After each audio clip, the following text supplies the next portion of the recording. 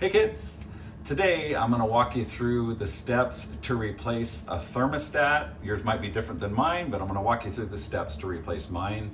The existing one actually worked fine, but sadly the manufacturer decided to no longer support controlling it through the app. That was one of the best features that we really liked about it, was being able to be anywhere and control the temperature in our home. For example, if you're away from your home and we would say, did we turn off the heater? Couldn't remember? Just look at the app, there you go, right? Or if you're away from home and you want to warm up your home before you get there, like maybe you've been away for a little bit, you want to warm up the home, you just go to your app, turn it on 10 minutes before you get home to kind of heat up the house before you get there. And we really liked that about it. So the manufacturer of the thermostat that we had wanted us to buy a whole new one from them that would be supported in the app, and it was close to $200. So we found this particular one that I'm going to show you today for just over $100, and it had great reviews, so we decided to go ahead and try this one. So we recently had our furnace replaced, and we asked them to quote replacing our thermostat just to see how much it was, just to get a rough idea. I knew I was going to do it myself, but I wanted to know. So we were quoted $800 for an app-supported thermostat with the install, so it included the thermostat. So by doing this yourself, you're saving a minimum of $500. So before we get started, I do have a dad joke for you. So what do you call an alligator that's wearing a vest? An investigator. So anyway, let's get started. So this is our current thermostat that is no longer supported in the app that we need to replace.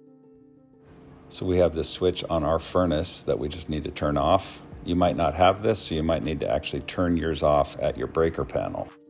So the existing thermostat actually had a backup battery power, so even though I've turned off the power, it looks like it still has power, but it doesn't. So I just go ahead and remove that. Now you want to take a picture of your current wiring just so you have that for reference. And then also see these tabs right here. You can push on those with a screwdriver if you're having trouble removing the wires.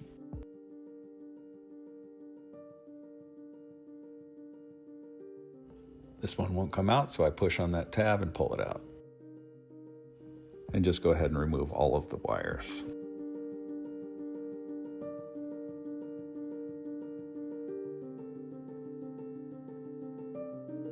Now we're going to unscrew it from the wall.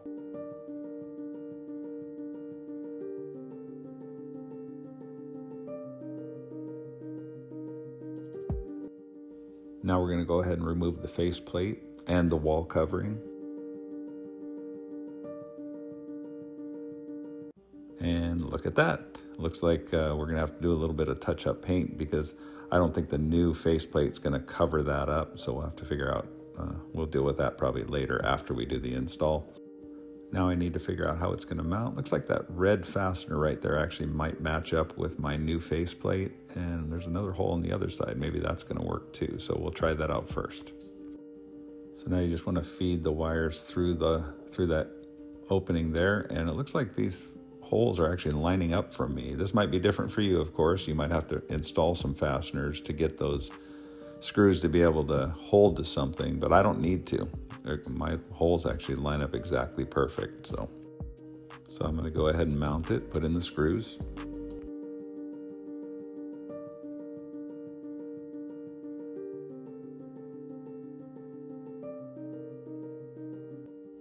Now I actually printed out this cheat sheet for myself to make it super easy and just go ahead and follow it and reconnect the wires. Again, the power is still off. Now for me, I like to just go ahead and get the wires kind of close to where they need to be. So I see that blue one's going to go there, and then I'll just kind of do the same thing with the other wires. Get them close to where they're going to end up going.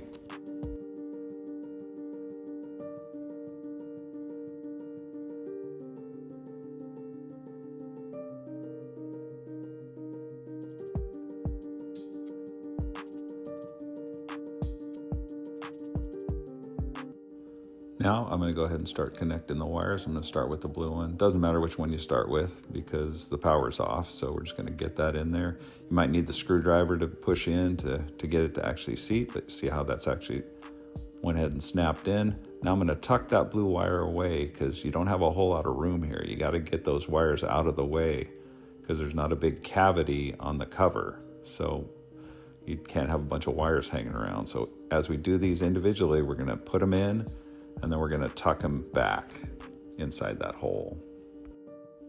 So we're going to just go ahead and continue to do that with each wire. You're going to make sure it snaps in good and then tuck it away. Snap in good and tuck it away. I'm not going to be able to show you this great because my hands are going to get in the way, but you get the point.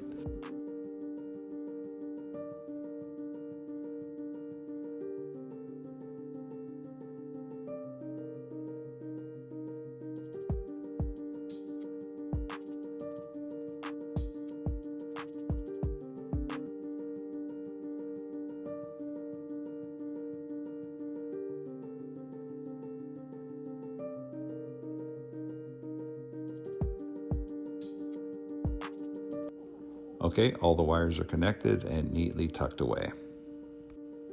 Now we're going to install the cover.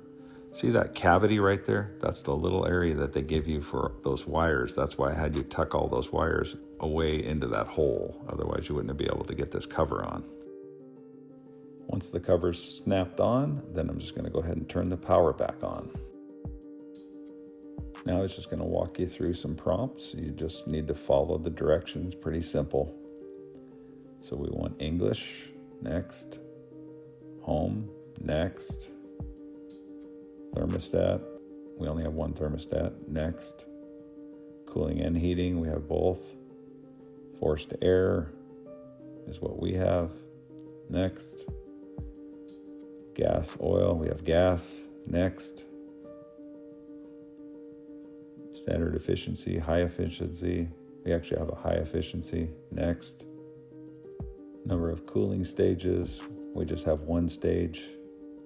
Y wire is connected, it tells you right there which ones are connected and which ones aren't. Number of heating stages, we actually have 2 stages, so I need to change that. Done. Saving changes. Do you want to connect this thermostat to a Wi-Fi network? Yes. Searching for wireless networks. I'm not going to go through this with you because I don't want you to know my password, but anyway. You can figure this out for yourself, connecting to your Wi-Fi.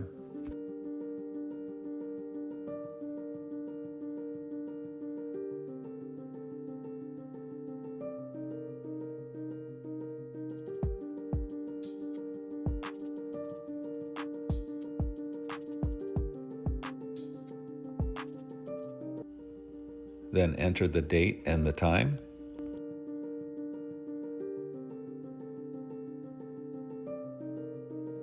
Then you can actually change the color of the screen. Kind of nice, but I actually prefer this blue, so I'm going to stick with that.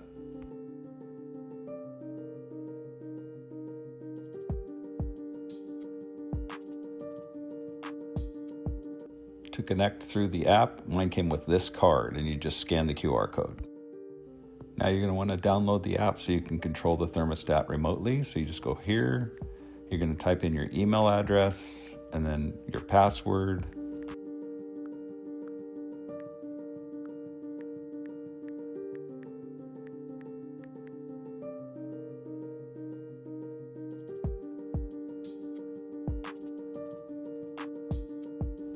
And you're in. At this point, it's pretty intuitive. You're just going to be able to adjust your temperature, and you can actually even set up schedules, but I'll just let you play around with that. I'm not going to spend a whole lot of time with it. All right, I hope that was helpful for you. Obviously, yours isn't going to be exactly the same as mine, but if you just pay attention and look online and make sure you know where those wires are going, right? If you just take it slow, make sure the power's off, and connect those wires, make sure they're seated good, you should be fine. So just be careful with anything when you're dealing with electricity. You just want to be smart. But I'm sure you're capable. There's enough resources online. You should be able to do this yourself. So thanks for watching, and God bless you.